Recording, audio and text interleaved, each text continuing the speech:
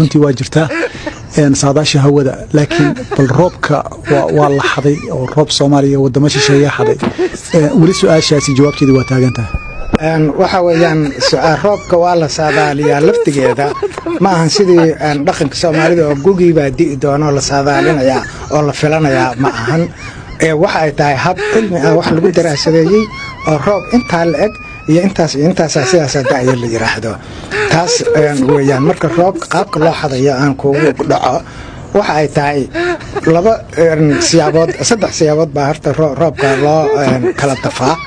waa mid roobka mid in la beerto oo cidaas iskood u beeratay waa beer ayagoo leeyahay ayaga beertaan marka aad ma lahan midna waxa weeyaan dad roob u di'i lahaa baa laga dafaa oo laga duufsadaa oo laga dhacaa midna waxa weeyaan waa dadkaas waxa lagu sameeyaa qaab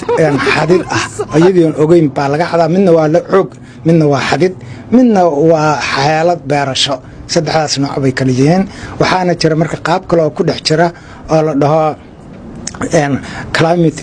modification wax la dhaho oo cimilada in la bedbedelo sidii raba laga dhigo iyo markaas climate geoengineering waxa la dhaho iyadana oo qaab kale loo hindiseeyo hababkaas baa marka jiraan oo lagu dhacdhacaa waana wax cilmi ah oo jira roobka sida loo abuurto waxa weeyaan iskuulka waxa lagu dhigaa koowaad iyo labaad baa lagu dhigaa adduunyada annagu ma naqaan meesha naga martay sidaas ay tahay marka xaaladaasna waa tahay laakiin wali waxaan u maleynayaa roobku hadda saddex qaybood baa sheegtay mid la abuuro mid xoog la isaga qaado iyo mid la iska xado anagu waxaan rabnaa midka xoog la isaga qaado iyo mid kale iska xado waxa weeyaan arintaas marka waxay tahay waa arin iska sahlan oo horta sideedaba roobka marka la beerayo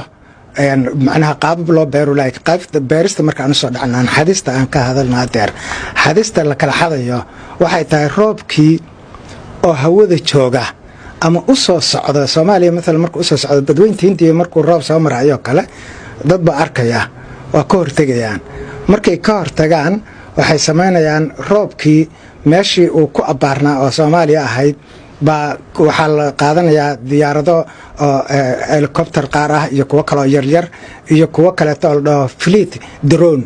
aircraft iyo fleet drone baa la qaadanayaa marka la qaato roobkiiba oo san sidii ari socdo kala saa u socda ba gadaal laga galayaa markaas waxa lagu sii deynayaa electric wax ah electricaas oo sii deynaya waxyaalo oo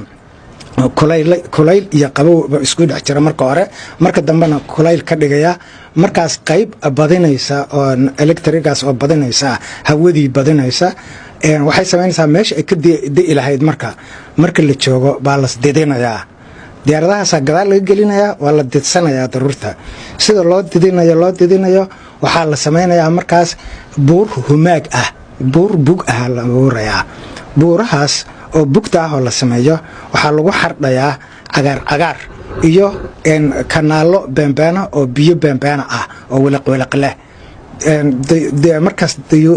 markay aragto daruurtu markay aragto qaabkaas markay aragto daruurta markay aragto buurtaas oo buur dihin ah ay aragto iyo dhul kacsan oo beeno humaaga loo abuurayaa way soo raacaysaa markay waxay noqonaysaa sida hal igar maqaarka loo xiray oo kaleeto halkaas beerta la soo didinayaa waana buurtaasna way soo jiidanaysaa way hagaysaa si u wado meeshii la rabaa laga degsanayaa oo sidaas tartiib looga degsanayaa wayna dhacdaa wax maalin kasta Soomaaliya marka sanad walba almost sanad kasta ku dhacdaa مثلا marka waxa jirta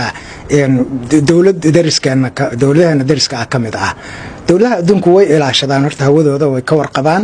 laakiin annaga kama warqabna hawadeena annaga bataanadina haystaa marka waxa jira مثلا hal dawlad baa marka jirta oo xoogaa awoodaas leh run ahaantiina dawladda saddexaad ee adduunka ugu badisa roob abuuradka iyo roob dhicidda iyo waxaan oo climate modification iyo climate engineering iyo waxaas oo dhan ku taf ah dawladdaas marka waxay samaysaa meesheedii ka degsataa tiro ka 3-4 jeer waxaa dhacday inuu daadad qaadeen ayagoo weligood aan dhulkooda roob